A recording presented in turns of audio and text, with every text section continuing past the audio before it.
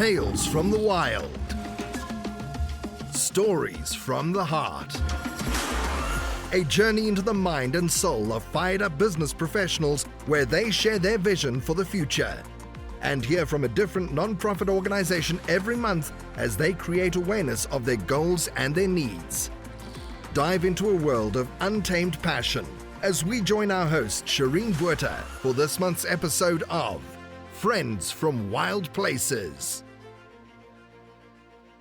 Can you tell the listeners, Lisa, what is it exactly that you do in your business? My business is making you feel beautiful. That's it. My business is, I'm in the business of making you look good, right? Whether it be educating you, which is 95% of my business, is I educate individuals on what proper skincare is for them, right? Because there's not a one size, there is not one product out there that's going to be the miracle product for everybody. So if you think like the next Instagram, TikTok, whatever fad is going to be it for you, it's probably not. Everybody has unique skin, everybody has unique chemistry, and it's about having that personal coach that's going to walk you through that. Because my focus is if you are a busy mom of 6 kids and you're going to work, you don't have time to do like 30 steps of skincare. It makes no sense. Why would I be like, this is the skincare plan for you? It doesn't make sense. I want to make something fit into your budget, number one, because you have to feel like you can afford it, and fit into your time and your lifestyle. If it doesn't fit into that, nobody's going to do anything. So I'm educating you on what's the proper steps. I'm educating you on if you want to update your makeup look, or what's even the proper way to put makeup on that's going to enhance your bone structure, enhance your looks. And some people just don't even know what's a professional application of makeup that's going to make you seem professional versus, hey, this is a glam, this is an appropriate date night. Probably not appropriate for the office, but there's a difference in some factors. So I educate. And then like that last like 5% is I've partnered with the product line Mary Kay because I believe in them. I believe in what they stand for, and I can sell you products that I believe are great quality. But 95% of it is me educating you on what's the best steps for you, what things actually do to your skin, what these products actually do, and just making you have a good time. So sometimes it's about getting people together and having a spa night because you just need like 60 minutes away from the craziness of your life, and that adds value to you. You now know that touching your skin reminds you that you're a human being and you're worth that investment. Right, 100%. Tanya, that's beautiful. That's beautiful, Lisa. Didn't you give me a gift from Mary Kay, a nice, beautiful mint foot cream? Oh, the Footsie Rolls. The Footsie Rolls Yes, are my I love that. Yes, yes, yes. It's one of my favorites. It was from Yes. you. Thanks, Tanya. Yes. I love it. Yes. So Lisa, I have a question. So it's so interesting when we have the podcast because I know you from as a friend, as a colleague, business partner. But when you mentioned a little earlier, it's funny because we only know people in the dimension that we know them and what they share, right? So all the time that I've known you for this, several years now, it's always, I always see you as like, this entrepreneur, different, backgrounds. And it was actually interesting. It took me by surprise a little while ago when you shared the word struggles that you've had. And I'm like, wow, I never thought Lisa had any struggles. Like, I mean, and I don't mean to like, shed light on maybe a sensitive area, but can you shed some light as far as, because just from the career aspect, it's like you've been a teacher and you've been a police officer and business owner, entrepreneur, community figure. And I know you shared a little bit about, just basic skills, with having, a young mom, and not having those fundamental skills. Can you shed a little bit deeper into other struggles? Because I'm just curious. I mean, I always see you just as this like admirable person in the community. So if you don't mind, I'd just be interested in knowing. Yeah, well, I think we all have struggles, right? And it's what defines us. How we move through those moments is what defines us. So my parents were super young. My mom was 16 when Like she got pregnant with my older sister. She got married as a junior. She got married to my dad when she was a junior in high school. Had my sister in her summer break and went back to school to finish it. So my parents were always struggling financially, not in the fact that I will say this, I never wanted for anything that I needed, right? And because of that, things were stressful at home, right? You have kids raising kids, and everybody has their own individual struggles. My dad has his own struggles, and at times, there was some physical and emotional abuse growing up because anxiety and all of that usually comes out in some form of anger, which became my default emotion. That became my default emotion. Like my normal was I was angry. That's my normal. I grew up just angry, not understanding things, right? Like you're a kid, you're like, why can't things? I mean, I prayed for my parents to get a divorce when I was little. My parents are still together, but all of these things, I left home when I was 16. I went to live with my aunt and uncle because I was like, I just can't handle this anymore. I literally made the decision to go to college away from home because I was like, listen, like either I will kill myself or I'm gonna kill somebody else because like I cannot live like this. It was just not a healthy place, which is not uncommon. Like I don't think my childhood was necessarily it wasn't horrible, I still had love, I still had, lots of other things and pleasant experiences, but it definitely caused me to adopt a negative thought pattern. Mm. It caused me to adopt this idea of I'm not good enough. I'm too emotional. I'm too this. If I just tried harder, I would do it better. Like there was all these little, the negative self-talk that happens. And I'm grateful that even through all that, like I watched my parents be able to put food on the table. My mom would waitress at night. She'd come home and she'd count her tips in cash, and we would go to the grocery store the next day, and that's how we bought our food. So I was always learning about how life happened, like how life really is. So when I went to college, my mom was like, you go anywhere you want to go. I have $2,000, which I didn't expect my parents to give me anything, you know. And so I picked the University of Miami, so I went and got myself like a $150,000 education. But it was this because in my mind, there was no barrier of like, even though I had that negative self-talk of like me as a person, right? I had always achieved, because it was expected of me, right? Like you get A's, you do this, like I had achieved. And I had seen my parents achieve in their struggles. So even though internally I had a negative self-image, externally it was this find a way, make a way attitude. Like, I gotta find a way out of this house. I gotta find a way to make this happen. Like, it was just like almost like a survival, like find a way, make a way to make things happen with a hard work ethic. And so I found a way to go to college for 4 years and with leave with $10,000 in student loans and $3,000 on a credit card. Like that was an accomplishment. Now at the end of 4 years, was I broke, mentally spent, emotionally drained that I couldn't even continue. So my degree is in geology and physics, totally random. Because I loved it, right? I'm one of like, if I'm going to study, I'm going to study things that I love. And I wanted to learn about our groundwater system and, the earth. And I still love all these things. But I could not go get a master's program because I was like, I mentally cannot handle this any longer. And I've been blessed to have supportive people around me. So I think one of those struggles, learning to deal with that emotional, internal negative self-image, but to survive externally was a real dichotomy. And it took me, years to overcome that, right? Obviously with some therapy and other stuff. And we still struggle with that, right? Still, even now, my husband will say something and it'll trigger that thought pattern. And I'll be like, that's not a healthy thought pattern, right? I have to step out of it. I'll be like, he doesn't intend to hurt my feelings. This is, I still have to talk myself out of those things. But being able to I guess, achieve externally, gave me that space for me mentally and emotionally to catch up kind of on the inside, you know? That's Wow. just kind of one little part of me. We could talk all day about the I problems I know have. it. But it's amazing. It's amazing.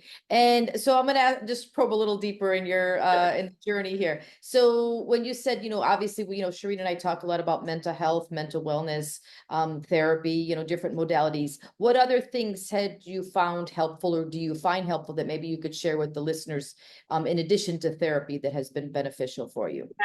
Yeah. So I'm a big proponent, right, of self-care, big proponent of self-care, and not just like, okay, skincare and beauty.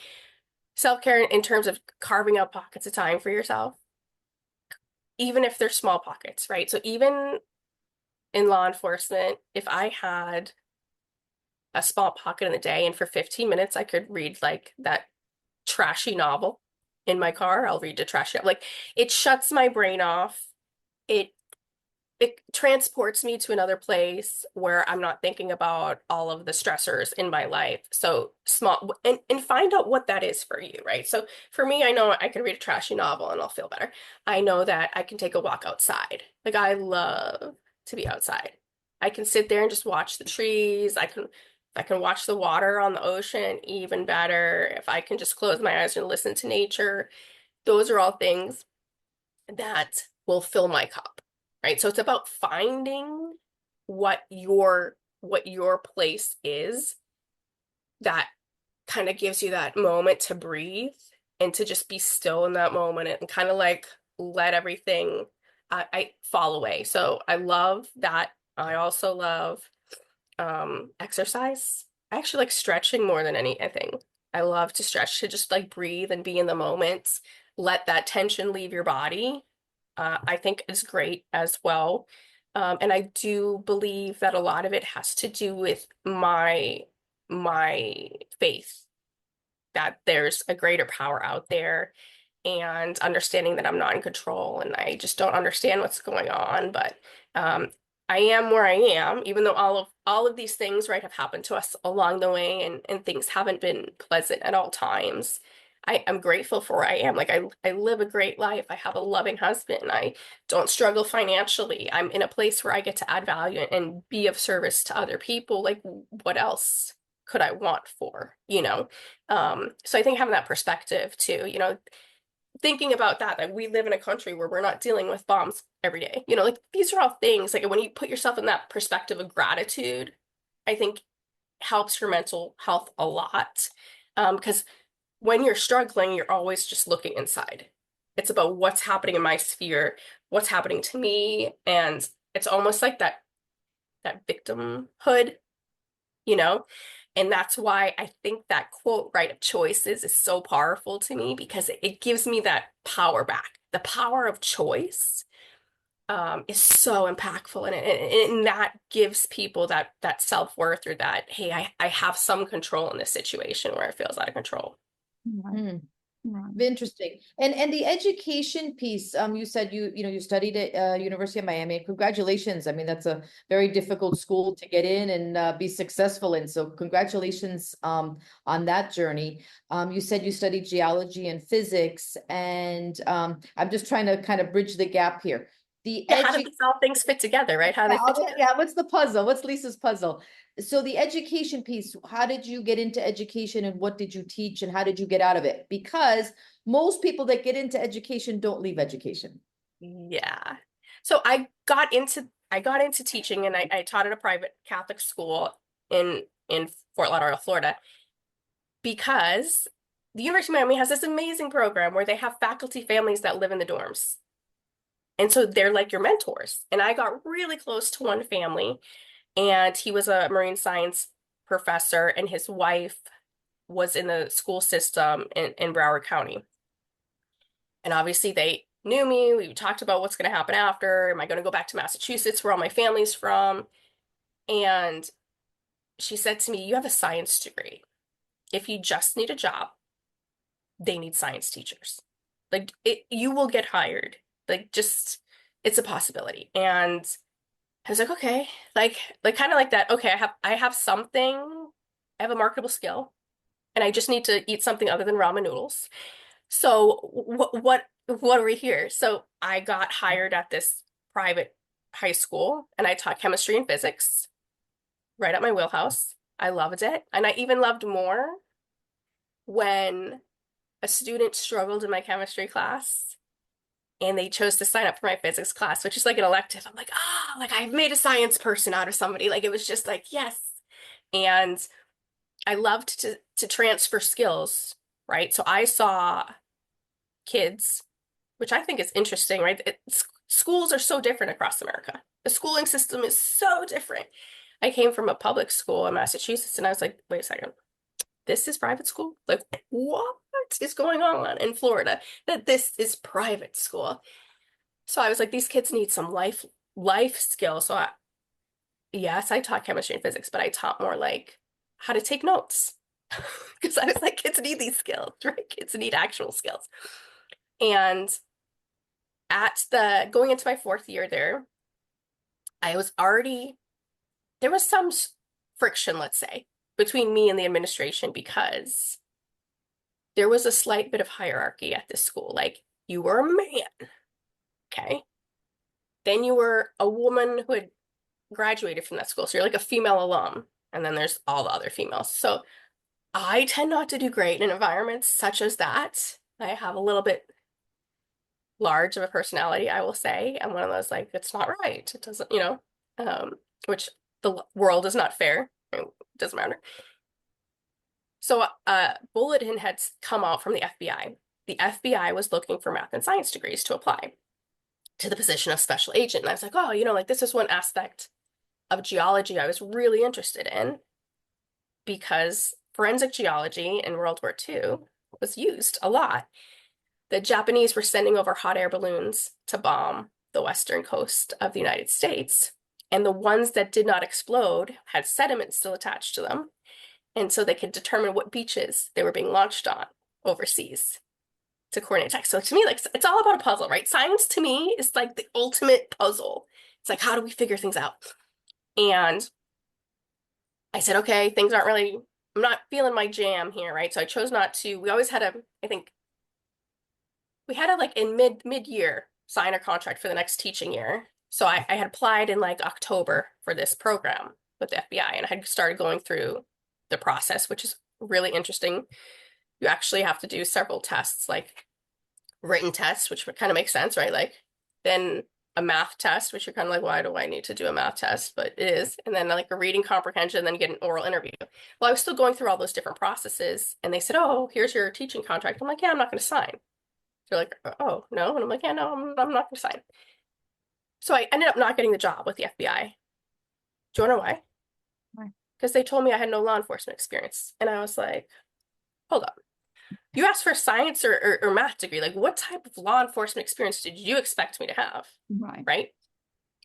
But at the time, I was dating a guy who worked for the sheriff's office. And he's like, listen, you were too smart, but you can be a cop if you want to be a cop. Like, go get a couple years of experience and they'll hire you. So they came back to me, the school, and was like, are you sure you don't want to have your teaching job? And I was like, yeah, no, I really don't want to. And I'm like, things happen for a reason, right? Like I was ready to leave that job for a reason. I was struggling there just being in that environment. So I went on this journey and decided I'm going to be a cop. Why not? Again, find a way, make a way, right? Like, this is the next logical step. Let's just make it happen. Right. I got hired by the Boca Raton Police Department. And within a year, I was on the bomb squad. And I was like, sciencey stuff. So excited. Get to solve puzzles. And then I was like, wait, I can do my 20 years and be done and be in my mid-40s and retired. I think that I can just do this, right? Like it was, and the reality was people were so confused that I could go from teaching to law enforcement. They're like, that's so different. And I was like, is it though? Because you're trying to communicate with people who don't want to hear your message and get them on your team. Like that's really what you're doing, right? I'm trying to feed this information into high school students who don't want to know it and get them to learn it. Or I'm trying to deal with an angry criminal or angry neighbors, get them to resolve their problem, and we all move on our way. It's the same thing. It was all about communication. different styles of communication and different, I guess, arenas, but it was all just about communication. And I was so excited. I got to do all my sciencey stuff with the bomb squad. So to me, life is like a puzzle. Like if you get like, I love to figure it out. I love to figure it out. And so that's really what it's been, the connecting factor maybe through everything. But I loved being a cop. I loved being a bomb technician. Like I loved that. I loved looking at x-rays and being like, okay, like that's a spring and that's a switch and it looks like it works this way. And like, I don't know. It's just fascinating to me. Right. That's so Wow, you're cool. fascinating. You're I fascinating. know. And it's just, Truly. it's a perfect example of you are painting your canvas. And right now, your canvas is, you've got some water paint, you've got some acrylic paint, you've got a couple of photos thrown in there. It's all, it's yours and it's unique and absolutely beautiful. And I have another question, but I just want to pop in here with a Buzzsprout ad. Ladies, Friends from Wild Places is a place to share stories from other business owners and professionals, a safe space to show support for everyone that's all over the world when it comes to being a business owner and entrepreneur. We feature nonprofits every month to try and make a difference and give a helpline to someone in need. Do you have a message you want to share with the world, or maybe you just think it'll be fun to have your own talk show? Podcasting is an easy, inexpensive, and fun way to expand your reach online. So, to start your own podcast today, follow the link in the show notes. This lets Buzzsprout know that we sent you, and it does help support our show. So, just remember that the team at Buzzsprout is passionate about helping you succeed. Back to you, Lisa. I have this question.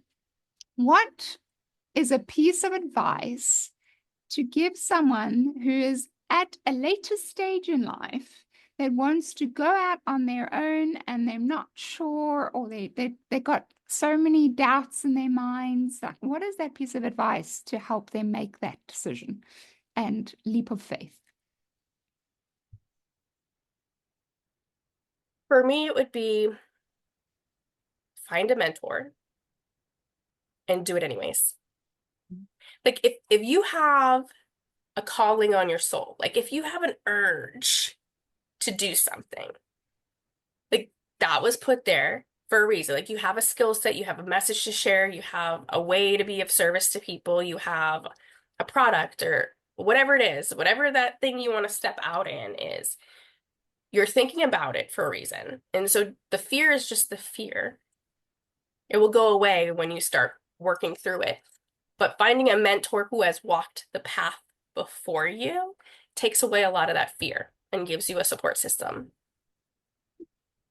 I like that. And I think that's so true, just from practice and experience from myself. Lisa, I think that you've hit the nail on the head there, because I don't think the fear ever goes away, but I think courage is feeling that fear and just doing it. And part of my road actually is getting a mentor. And there were many times, it's a lonely road being a business owner and entrepreneur. And many times I wanted to give up because it's the imposter syndrome, it's the fear of failure, there's so many things that run through my mind that I just want to throw in the towel and step away and choose an easier way of doing this, because this is mentally quite taxing. But with having a mentor involved, that really helped talk you off the ledge, encourage you, motivate you, tell stories from their experience, like Shireen. This is normal. It's not linear. Being a business owner, you've got ups, you've got downs, you've got to feel them and go through them. So I agree with you, Lisa. That's a great piece of advice. Thank you very much. It's just because, and Tanya, you can obviously either agree, I think you agree with this, but a lot of our listeners, we aim for people that have decided later on in life to no longer work for someone else, but to go on their own road and be an entrepreneur and business owner. And this specific platform that we've created is a safe space for these business owners and entrepreneurs, or for those listeners that want to go out on their own, they don't have the courage. And this is exactly why we bring guests like yourself on the show, so that you can actually share it for our listeners and go, hey guys, this is my road, this is my journey, and this is the advice I can give to you. So we really appreciate you, Lisa, for that advice and just being here again, because your story is so unique, and it's not, you didn't stick to one road and maybe change it halfway in life. You just decided, who cares? Who says you can only be this? Who says you can only be this? I can be whatever I feel like it and choose to be. And maybe next term you'll see me writing for vice president, for the US. Tune in next week for part 3 of Friends from Wild Places. You've been listening to Friends from Wild Places with Shireen Bueta. Be sure to subscribe to the podcast from the links to catch every episode and unleash your passion.